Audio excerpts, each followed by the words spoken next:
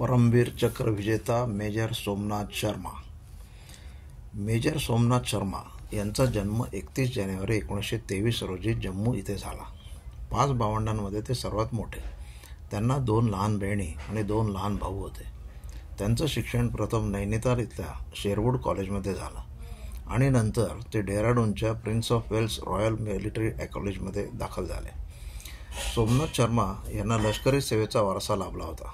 त्यांचे वडील major general Amarnath Sharma हे भारतीय लष्करातून डायरेक्टर मेडिकल सर्व्हिसेस या पदावरून निवृत्त झाले होते, तर त्यांच्या दोन्ही बहिणींनी लष्करातील अधिकाऱ्यांशी विवाह केला होता आणि त्यांचे दोन्ही भाऊ लष्करातच दाखल झाले होते. त्यांचा धाकटा भाऊ लेफ्टनंट जनरल या हुद्द्यावरून व इंजिनिअरिंग चीफ या पदावरून निवृत्त झाला, तर सर्वात लहान भाऊ chief of the army staff या पदावरून निवृत्त झाला. लष्करात जाण्याची प्रेरणा त्यांना त्यांच्या आईच्या घराण्याकडून मिळाली. त्यांचे मामा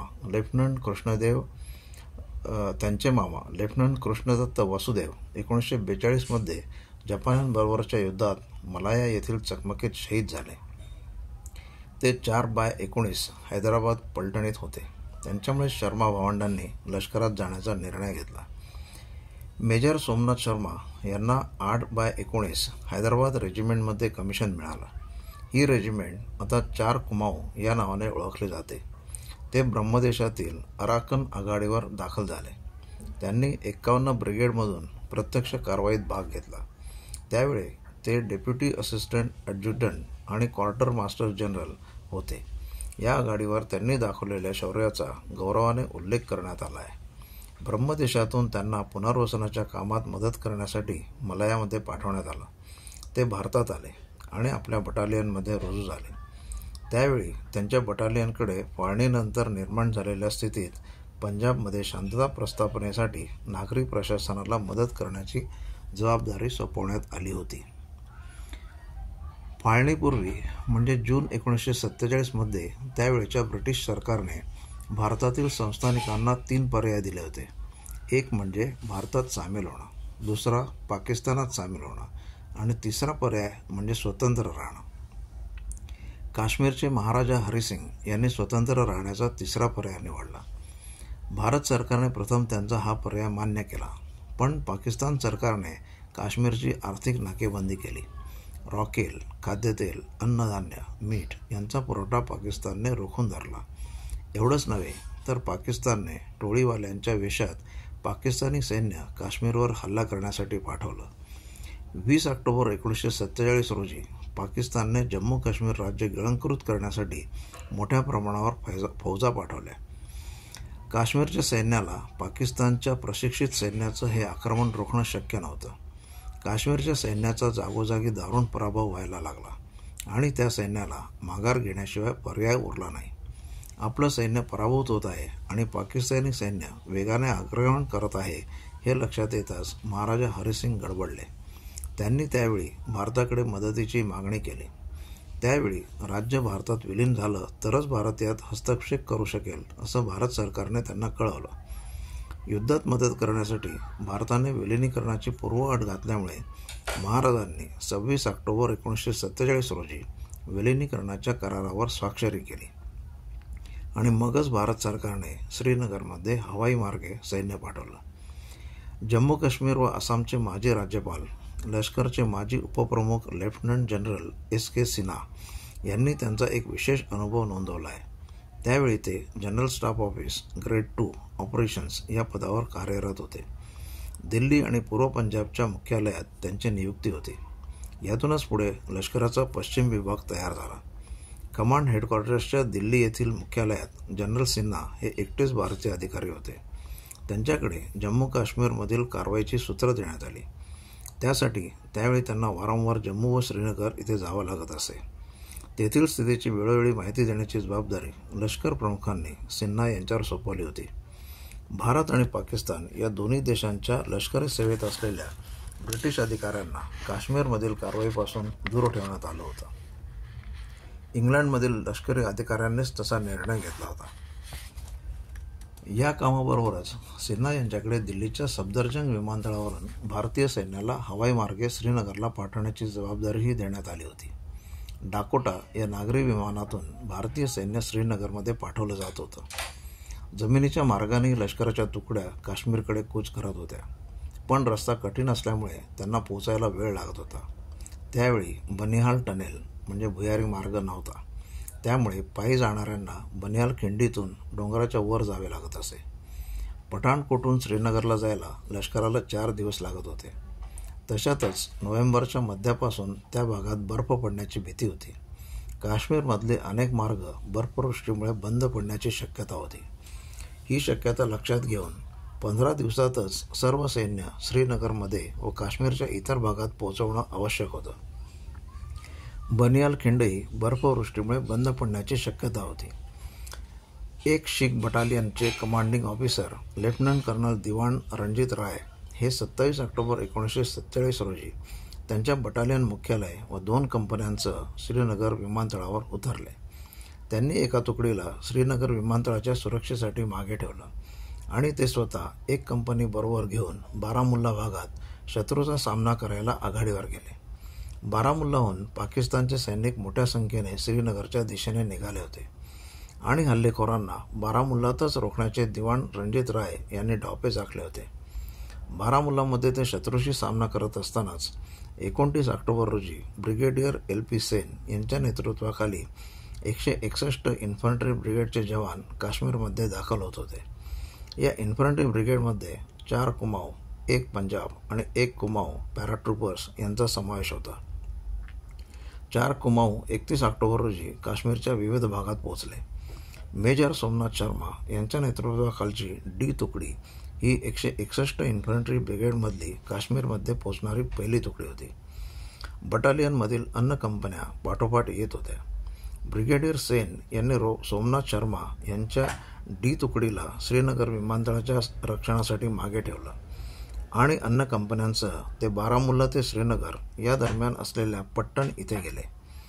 161 इन्फंट्रीचा पट्टणवर ताफा होता, पण शत्रू सैन्याची प्रचंड संख्या लक्षात घेऊन या जवानांना 3 नोव्हेंबर रोजी शालान तांगपर्यंत माघार घ्यावी लागली. जनरल सिन्हा यांनी या प्रसंगाचं अतिशय हृदयस्पर्शी वर्णन केलं आहे. त्यांनी लिहिलंय, मी मेजर सोमनाथ शर्मा यांना 2 नोव्हेंबर रोजी श्रीनगर विमानतळावर भेटलो. त्यावेळी तिथल्या सामानाच्या बॅगांवर बसूनच आम्ही चहा घेतला. मी त्या दिवशी संध्याकाळी दिल्लीला परतलो. सोमनाथ यांचा हात त्यावेळी प्लास्टरमध्ये होता. त्यांच्यावर विमानतळाच्या संरक्षणाची जबाबदारी सोपवून त्यांचे कमांडिंग ऑफिसर अन्य कंपन्यांना घेऊन पट्टणला गेले होते. विमानतळाच्या संरक्षणासारखी तुलनेने कमी महत्त्वाची कामगिरी दिल्यामुळे सोमनाथ कैसे नाराज होते. त्यांच्या तुकडीतील जवानांना दिल्लीहून येणाऱ्या विमानातील सामान उतरवण्याच्या कामात मदत करावी लागत असे. त्यावेळी दिल्लीहून विमानांच्या रोज 40-50 फेऱ्या होत. श्रीनगरला लवकरात लवकर कुमक पोहोचवण्यासाठी हे आवश्यक होतं. विमानतळावर थांबून राहण्यापेक्षा आपल्या तुकडीला प्रत्यक्ष युद्धभूमीवर काहीतरी महत्त्वाची कामगिरी मिळावी यासाठी मी काहीतरी करावं अशी विनंती मेजर सोमनाथ यांनी मला केली. त्यावर तिथला विमानतळ आपल्या दृष्टीने खूपच महत्त्वाचा आहे. एका दृष्टीने ती आपली लाईफलाईनच आहे. त्यामुळे श्रीनगर विमानतळाचं रक्षण ही देखील तेवढीच महत्त्वाची जबाबदारी आहे असं मी त्यांना पटवून दिलं. पण त्यावेळी मला सुतराम कल्पना नव्हती की अवघ्या 24 तासात सोमला या विमानतळाच्या सुरक्षेसाठी प्राणपणाला लावून लढावं लागणार होतं. हल्लेखोर विमानतळाच्या दिशेने चालून येत होते आणि त्यांना रोखण्यासाठी सोमनाथ शर्मा यांना विमानतळापासून सुमारे 1 मैल अंतरावर असलेल्या बडगाम इथे जाण्याचे आदेश देण्यात आले. हल्लेखोर श्रीनगरच्या अगदी जवळ पोहोचले होते आणि त्यांना रोखण्याची कामगिरी सोमनाथ शर्मा आणि त्यांच्या तुकडीवर सोपवण्यात आली. श्रीनगरच्या दिशेने निघालेल्या पाकिस्तानी सैन्याला रोखण्याची कामगिरी 161 इन्फंट्री ब्रिगेडकडे सोपवण्यात आली होती. मात्र हल्लेखोर 3 मार्गांनी श्रीनगरच्या दिशेने चालून येत होते. वुलर सरोवरच्या उत्तरेकडून एक मार्ग होता. दुसरा मार्ग म्हणजे मुझफ्फराबाद, बारामुल्ला, पट्टण, श्रीनगर हा नेहमीचा रस्ता. तिसरा मार्ग होता गुलमर्गच्या दिशेने येणारा. सुमारे 700 सैनिक या मार्गाने श्रीनगरच्या दिशेने चालून येत होते. ते बडगामच्या जवळ पोहोचले. बडगाम हे श्रीनगरच्या नैऋत्येस अवघ्या 8 मैल अंतरावर आहे आणि श्रीनगरचं विमानतळ तिथून 2 मैलापेक्षा कमी अंतरावर आहे. हल्लेखोर विमानतळ काबीज करण्याच्या उद्देशानेच बडगामकडे येत होते आणि त्यांची वेगवान आगेकूच अत्यंत धोकादायक होती. ते विमानतळाच्या जवळ आले असते तर विमानतळावर त्यांनी ताबा मिळवला असता. विमानतळ त्यांच्या ताब्यात गेला असता तर भारतीय सैनिकांना मिळणारी कुमक व रसद बंद झाली असती. त्याबरोबरच ते पट्टणला टाळून थेट श्रीनगरला पोहोचले असते. दरम्यान 161 इन्फंट्री ब्रिगेडच्या कमांडरांच्या लक्षात परिस्थितीचं गांभीर्य आलं होतं. त्यांनी त्यांच्या ब्रिगेडच्या 3 तुकड्या बडगामच्या पश्चिमेला असलेल्या टेकड्यांच्या दिशेने पाठवल्या. यात 4 कुमाऊच्या 2 आणि 1 कुमाऊची पॅराट्रूपर तुकडी यांचा समावेश होता. बडगाम आणि बडगाम ते मागम या दरम्यान हल्लेखोर टोळीवाले कुठे लपले आहेत का हे शोधण्याची कामगिरी त्या तुकड्यांना देण्यात आली होती. 1 कुमाऊ पॅराट्रूपला बडगामच्या पुढे टेहळणी करत जाऊन पुढे मागम येथे 1 पंजाबला जाऊन मिळण्याचे आदेश देण्यात आले होते. मागमहून त्यांनी मुख्य रस्त्याने श्रीनगरला परत यावं अशा सूचना त्यांना देण्यात आल्या होत्या.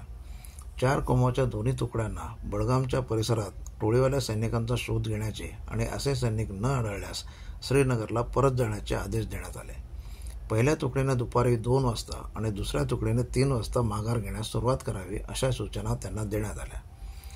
3 नोव्हेंबर 1947ला मेजर सोमनाथ शर्मा यांच्या नेतृत्वाखालच्या 4 कुमाऊच्या ए आणि डी या दोन्ही तुकड्या आणि कॅप्टन रोनाल्ड वूड यांच्या नेतृत्वाखालची 1 कुमाऊ पॅराट्रूपर ही तुकडी अशा 3 तुकड्या बडगाम परिसरात गेल्या. त्या परिसरात पोहोचल्यावर एकूण स्थिती पाहून मेजर शर्मा यांनी एकूण परिस्थिती शांत आणि सुरळीत असल्यानं वरिष्ठांना कळवलं. नंतर 1 कुमाऊ पॅरा ही तुकडी 1 पंजाबला मिळण्यासाठी मागमच्या दिशेने पुढे निघाली. ही तुकडी दुपारी 1च्या सुमारास विमानतळावर परत आली. परिस्थिती सर्वसाधारण व शांत आहे असे कळवतानाच तेथे काही खेडूतांना आपण बडगामजवळच्या नाल्याच्या काठावर पाहिलं असं मेजर शर्मांनी कळवलं होतं. अर्थात ही काही विशेष गोष्ट नाही असं वाटून त्यांनी त्याची फारशी दखल घेतली नव्हती. ठरलेल्या योजनेनुसार मेजर शर्मांनी ए तुकडीला दुपारी 1:30 वाजता परतीची तयारी करण्याचे आदेश दिले आणि ए तुकडी परतीच्या वाटेवर असल्याचं व श्रीनगर विमानतळाच्या दिशेने निघाल्याचं कमांडिंग ऑफिसरला कळवलं. ए तुकडीचे जवान परत गेल्यानंतर नाल्याच्या काठावर झाडाखाली बसलेले खेडूत आता छोट्या छोट्या गटांनी तिथून निघून जात असल्याचं दिसलं. हे गट वेगळ्या दिशांना जात होते. थोड्याच वेळात एकाएकी गावातील घरातून मागे थांबलेल्या डी तुकडीवर मॉर्टरचा आणि लाईट मशीन गन्सचा मारा सुरू झाला. त्याचवेळी भारतीय जवानांवर अगदी जवळून गोळीबार देखील सुरू झाला. तेथील नाल्यामध्ये खेडूतांच्या वेशात मागे रेंगाळणारे प्रत्यक्षात पाकिस्तानी सैनिक होते हे कुमाऊंच्या त्यावेळी लक्षात आलं. भारतीय जवानांवर हल्ला करण्यासाठी ते योग्य संधीची वाटच बघत होते.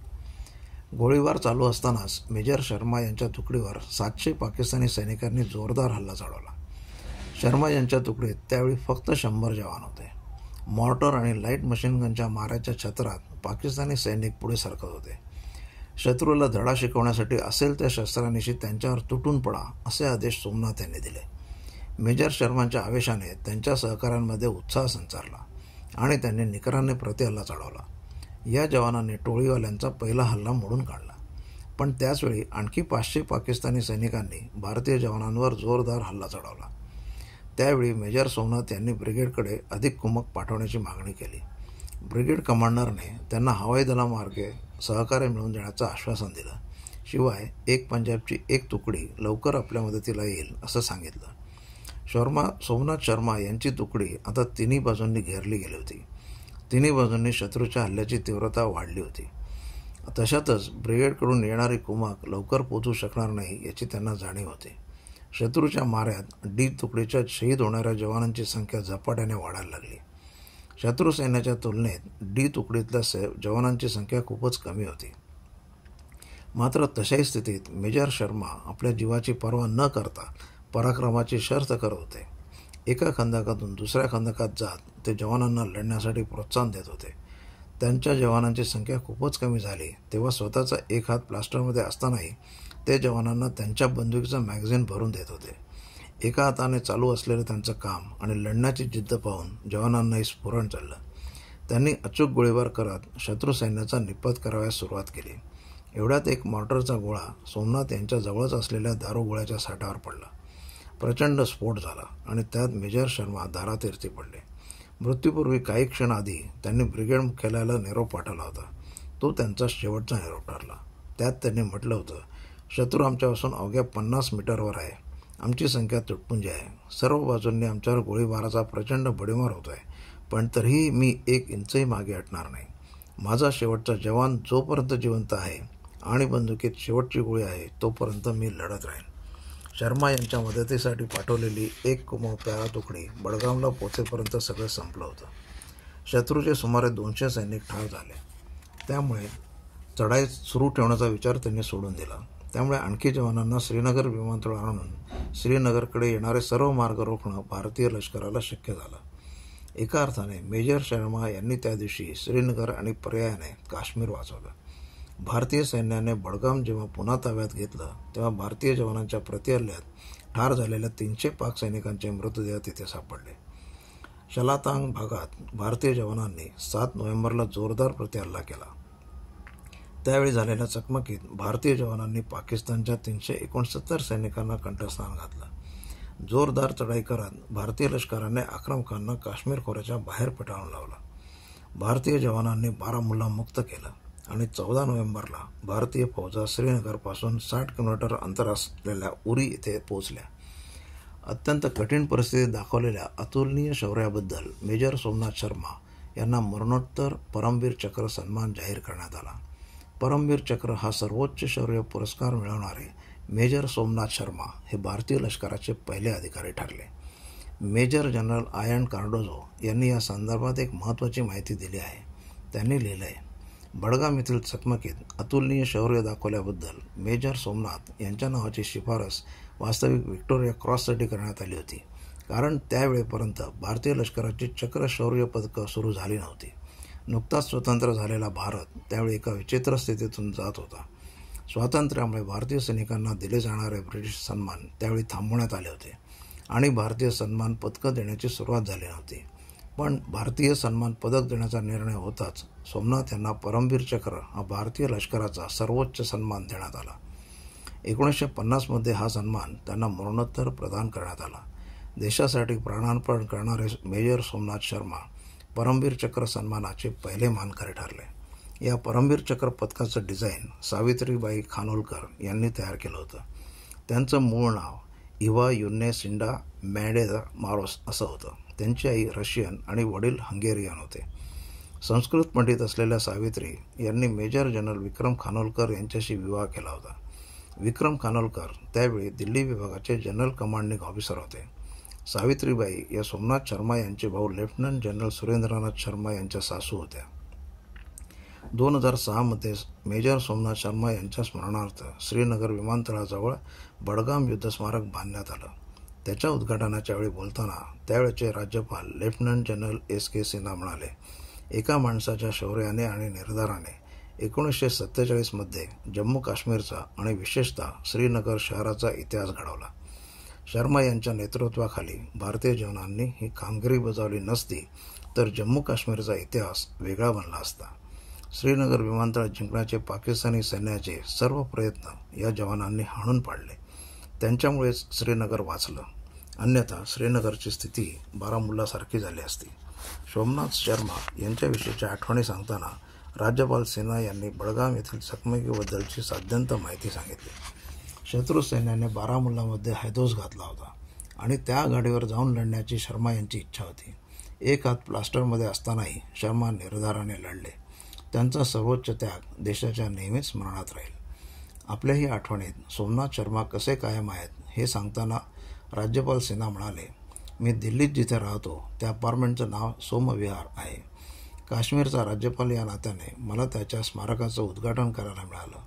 त्याची शौर्यगाथा लिहिलेल्या स्मारकाचं मी अनावरण केलं.